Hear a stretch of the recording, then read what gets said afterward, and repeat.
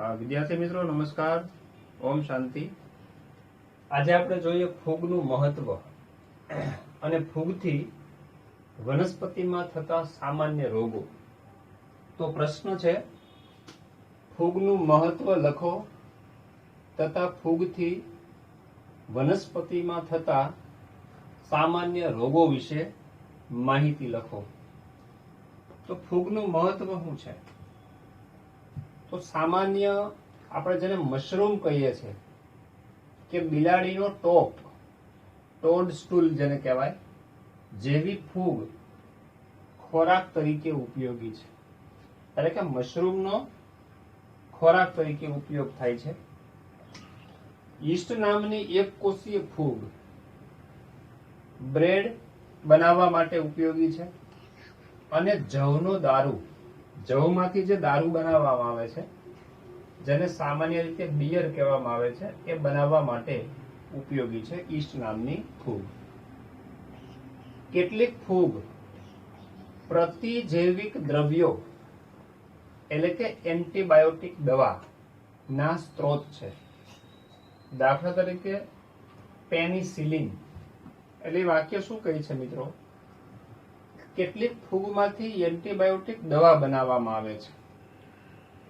જ્યારે શરીરની અંદર બેક્ટેરિયાનો ચેપ લાગે ત્યારે બેક્ટેરિયાને મારવા માટે જે આપણે એન્ટીબાયોટિક દવા લઈએ છીએ ગોળી સ્વરૂપે, એ એન્ટીબાયોટિક દવા છે એને ગુજરાતીમાં પ્રતિજૈવિક દ્રવ્ય કહેવાય છે। એન્ટીબાયોટિક એ અંગ્રેજી નામ છે। તો આવી જે એન્ટીબાયોટિક દવા છે એ કેટલાક ફૂગમાંથી બનાવવામાં આવે છે।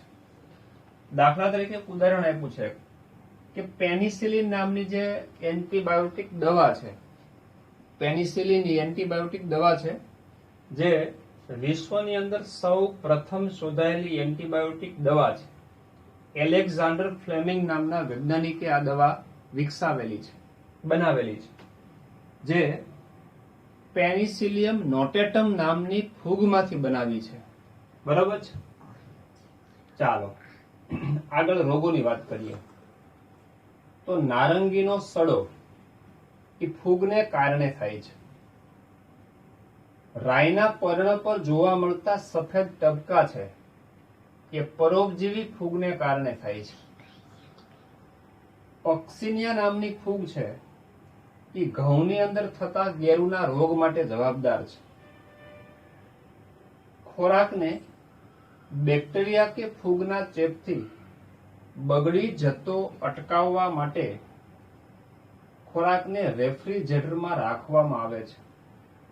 કારણ કે મિત્રો જાણો છો, રેફ્રિજરેટરનું તાપમાન છે એ નીચું તાપમાન હોય છે। આવા નીચા તાપમાને આ જે સૂક્ષ્મ જીવો છે એના ઉત્સેચકો નિષ્ક્રિય થઈ જતા હોય છે, એની વૃદ્ધિ છે એ અટકી જતી હોય છે, એટલે એ ખોરાકને બગાડી શકતા નથી। એટલે ખોરાકને સાચવવા માટે, બગડી જતું અટકાવવા માટે એને રેફ્રિજરેટરમાં રાખવામાં આવે છે।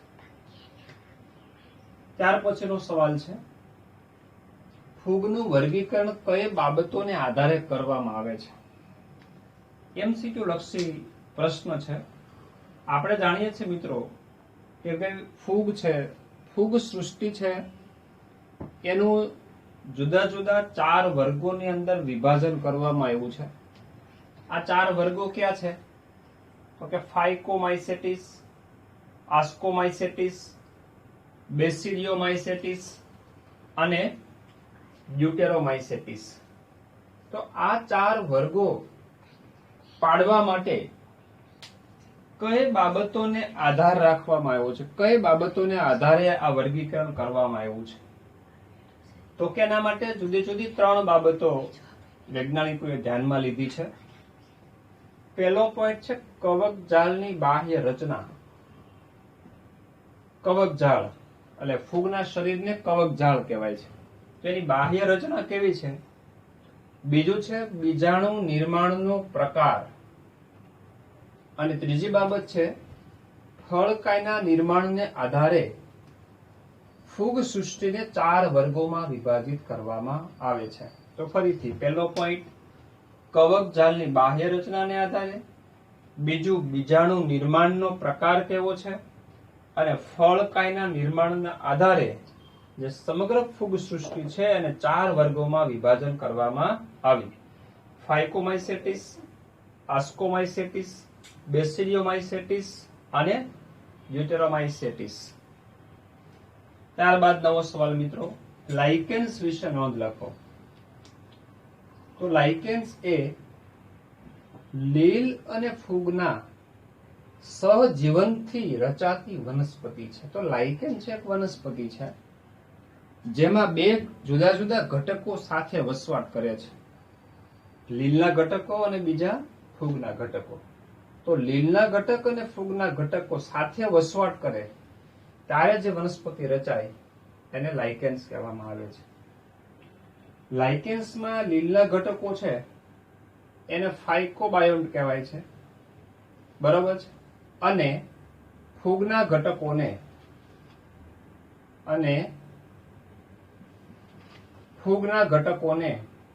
માઇકોબાયોન્ટ કહેવામાં આવે છે. હવે લીલના ઘટક છે ફાયકોબાયોન્ટ અને ફૂગના ઘટક છે એને માઇકોબાયોન્ટ કહેવામાં આવે છે. ફાયકોબાયોન્ટ છે સ્વયંપોષી છે, કારણ કે ફાયકોબાયોન્ટ કોણ છે? લીલ. હવે લીલ તો પ્રકાશ સંશ્લેષણ કરીને ખોરાક બનાવી શકે, એટલે ફાયકોબાયોન્ટ ઘટક છે એ સ્વયંપોષી થાય. અને માઇકોબાયોન્ટ છે એ કોણ છે? ફૂગ છે. તો ફૂગ હંમેશા કેવી હોય? વિષમપોષી હોય. એટલે ફાયકોબાયોન્ટ સ્વયંપોષી છે અને માઇકોબાયોન્ટ છે એ વિષમપોષી છે. લીલ ફૂગ માટે ખોરાક તૈયાર કરે છે. લીલ પ્રકાશ સંશ્લેષણ કરે અને પોતાના માટે પણ ખોરાક બનાવે અને ફૂગ માટે પણ ખોરાક બનાવે. એટલે કે લીલ છે ફૂગને ખોરાક પૂરો પાડે છે. બદલામાં ફૂગ છે લીલને આશ્રય આપે છે તથા પોષક દ્રવ્યો અને પાણી પૂરું પાડે છે. તો આ એવી વાત થઈ કે ભાઈ 2 સજીવો સાથે રહે છે, એકથી બીજાને અને બીજાથી પહેલાને પરસ્પર બંનેને એકબીજાથી ફાયદો થાય છે. આવી આ જીવન પદ્ધતિ છે મિત્રો. આવી આ જીવન પદ્ધતિને સહજીવન કહેવાય, કે જેમાં બંને સજીવોને એકબીજાથી ફાયદો થાય. તો અહીંયા આપણે શું વાત કરી કે ભાઈ લીલથી ફૂગને ફાયદો થયો. શું ફાયદો થયો? લીલથી ફૂગને ખોરાક પ્રાપ્ત થયો અને ફૂગ દ્વારા લીલને, બરાબર છે, ફૂગ છે લીલને શું આપે છે? આશ્રય આપે છે, પોષક દ્રવ્યો પૂરા પાડે છે અને વત્તા પાણી પૂરું પાડે છે. આમ લાઇકેન્સમાં લીલ અને ફૂગ ગાઢ રીતે એકબીજા સાથે સંકળાયેલા હોય છે. લાઇકેન્સ ખૂબ જ સારા પ્રદૂષણ સૂચકો છે, પોલ્યુશન ઇન્ડિકેટર તરીકે ઓળખવામાં આવે છે. કેમ? તેઓ SO2 થી પ્રદૂષિત વિસ્તારોમાં વિકાસ પામતા નથી. SO2 એટલે મિત્રો સલ્ફર ડાયોક્સાઇડ. જે વિસ્તારની અંદર, ગીચ વિસ્તારમાં જ્યાં ઔદ્યોગિક વસાહતો હોય છે, કેમિકલ રસાયણના કારખાના હોય છે, એમાંથી સલ્ફર ડાયોક્સાઇડ છે પ્રદૂષિત વાયુ તરીકે વાતાવરણમાં ફેલાતો હોય છે. તો એવા વિસ્તારની અંદર, બરાબર છે, લાઇકેન્સ છે વિકાસ પામતા નથી, કારણ કે SO2 વાળા વિસ્તારની અંદર લાઇકેન્સ છે મૃત્યુ પામે છે, ઉગી શકતા નથી. તો લાઇકેન્સ ખૂબ જ સારા પ્રદૂષણ સૂચકો છે. તો જે વિસ્તારમાં લાઇકેન્સને ન ઉગાડી શકાય અથવા તો હોય અને નાશ પામે છે, તો એ એવું સૂચન કરે છે કે ભાઈ અહીંયા SO2 વાયુનું પ્રદૂષણ વધારે છે, કારણ કે એ લાઇકેન્સ માટે પ્રતિકૂળ સંજોગો થઈ જાય છે, એટલે લાઇકેન ત્યાં વિકાસ પામી શકતી નથી. એટલે લાઇકેન્સ ખૂબ જ સારા પ્રદૂષણ સૂચકો કહેવામાં આવે છે અને SO2 થી પ્રદૂષિત વિસ્તારોમાં વિકાસ પામતા નથી. ચાલો ત્યાર પછી વાત મિત્રો કરીએ વિરોઇડ વિશે. નોંધ લખો.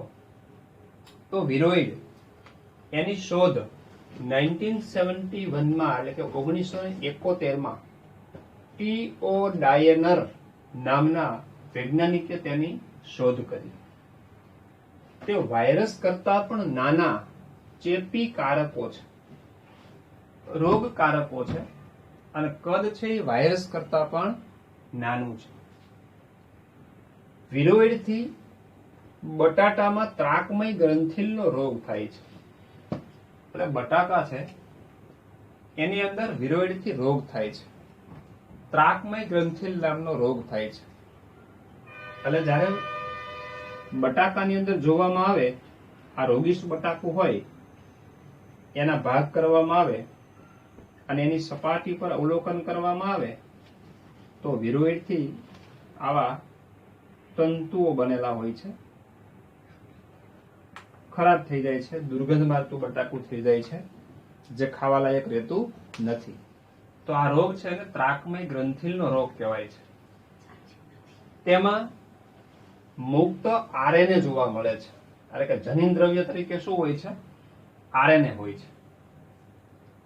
પ્રોટીન આવરણ કે જેને કેપ્સિડ કહેવામાં આવે છે, જે વાયરસમાં જોવા મળે છે તેનો અભાવ હોય છે. તો એ વાક્ય શું કહે છે? વાયરસ હોય તો કોઈ પણ વાયરસ હોય તો વાયરસની ફરતે આવું પ્રોટીનનું બનેલું આવરણ હોય જેને કેપ્સિડ કહેવામાં આવે છે. આ વાયરસ છે, એનું જનીન દ્રવ્ય છે, બરાબર છે? આ જનીન દ્રવ્ય છે વચ્ચેના ભાગે, અને ફરતે આવેલું પ્રોટીનનું આવરણ જેને શું કહેવામાં આવે છે? કેપ્સિડ. તો આ કેપ્સિડ છે વાયરસમાં હોય છે, પણ કેપ્સિડ વિરોઇડમાં હોતું નથી. માત્ર એમાં મુક્ત આરએનએ જોવા મળે છે. પ્રોટીન આવરણ કેપ્સિડ જે વાયરસમાં જોવા મળે તેનો અભાવ હોય છે. આથી તેને વિરોઇડ એવું નામ આપવામાં આવ્યું છે. વિરોઇડના આરએનએ નો આણ્વીય ભાર ઓછો હોય છે. તો આ વાત થઈ વિરોઇડની. હવે વાત કરીએ મિત્રો વાયરસ વિશે. નોંધ લખો. તો વાયરસ વિશે ઘણો બધો અભ્યાસ છે. શરૂઆતની અંદર પ્રસ્તાવના વાયરસ માટેની જોઈએ તો કે વિટેકરની 5 સૃષ્ટિ વર્ગીકરણ પદ્ધતિમાં વાયરસ અને વિરોઇડ જેવા કેટલાક અકોષીય સજીવો, મિત્રો ધ્યાનથી સાંભળજો, અકોષીય સજીવો છે, એક કોષી સજીવો નથી, અકોષીય સજીવો તથા લાઇકેન્સનો સમાવેશ કરવામાં આવતો નથી. હવે 1969 ની અંદર આર.એચ. વિટેકર નામના વૈજ્ઞાનિકે મિત્રો જે 5 સૃષ્ટિ વર્ગીકરણ પદ્ધતિ રજૂ કરી, જેમાં મોનેરા, પ્રોટેસ્ટા, ફૂગ સૃષ્ટિ, વનસ્પતિ સૃષ્ટિ અને પ્રાણી સૃષ્ટિ, આ 5 સૃષ્ટિનો સમાવેશ કર્યો. પણ એ 5 માંથી એક પણ સૃષ્ટિની અંદર વાયરસ કે વિરોઇડ છે અને લાઇકેન્સ છે એનો સમાવેશ ન કર્યો. બરાબર છે? તો વાયરસ અને વિરોઇડ છે એ કેવા સજીવ છે? અકોષીય સજીવો તથા લાઇકેન્સનો સમાવેશ પણ કરવામાં આવતો નથી. કારણ શું આપ્યું? વાયરસ સાચા અર્થમાં જીવન ધરાવતા નથી. એટલે વાયરસને સાચા અર્થમાં સજીવ ગણવામાં આવતો નથી. તેથી વર્ગીકરણમાં તેઓને સ્થાન આપવામાં આવેલું નથી. વાસ્તવિક રીતે વાયરસ છે એને સજીવ ગણવામાં નથી આવતો, એટલે સાચા અર્થમાં જીવન ધરાવતા નથી એવું કહેવાય. અને જીવન નથી ધરાવતા એટલે જ તો એને કોઈ પણ સૃષ્ટિમાં સમાવેશ કરવામાં આવ્યા નથી. જે કોષ રચના ધરાવતા હોય એટલે કે કોષો ધરાવતા હોય તેને સજીવ કહેવાય.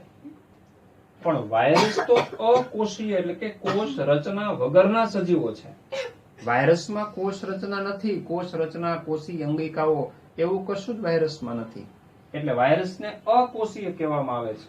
બરાબર? એટલે સજીવ કહેવાય નહીં. કે જે જીવંત કોષની બહાર નિષ્ક્રિય સ્ફટિકમય રચના ધરાવે છે.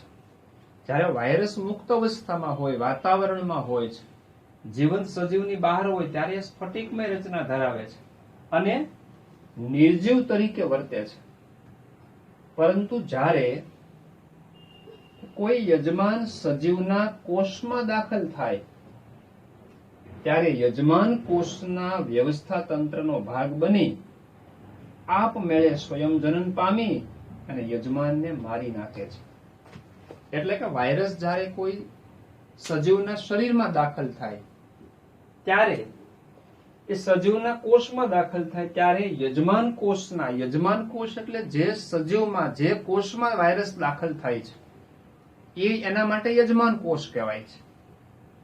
એ વ્યવસ્થા તંત્રનો ભાગ બને છે અને આપમેળે સ્વયંજનન પામી અને યજમાન કોષને મારી નાખે છે, યજમાનને નુકસાન કરે છે.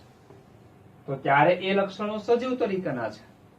તો વાતાવરણમાં કે મુક્ત અવસ્થામાં વાયરસ છે એ નિર્જીવ તરીકે વર્તે છે અને યજમાનના કોષની અંદર સ્વયંજનન પામી યજમાનને મારી નાખે છે, પોતાનું દ્વિગુણન કરે છે, બહુગુણન કરે છે, સંખ્યા વધારે છે. તો એ સજીવ તરીકેનું લક્ષણ છે. આમ વાયરસ સજીવ અને નિર્જીવને જોડતી કડી કહેવામાં આવે છે. હવે આ સવાલ તમને એમ પણ પૂછાય કે કારણ આપો, 2 માર્ક્સના કારણ તરીકે પૂછાય, કારણ આપો કે વાયરસને સજીવ અને નિર્જીવને જોડતી કડી છે, શા માટે? બરાબર, તો સેમ આ તમારો જવાબ. તો વાયરસ વિશે મિત્રો ઘણો બધો હજી અભ્યાસ આપણે બાકી છે. વાયરસના સંશોધનો, વાયરસ વિશેના ગુણધર્મો છે, વાયરસના જનીન બંધારણ, એની રચના કઈ પ્રકારની છે, વાયરસથી થતા કેટલાય રોગો. બરાબર, તો નેક્સ્ટ લેક્ચરમાં અહીંથી આપણે આગળ વધશું. ઓમ શાંતિ.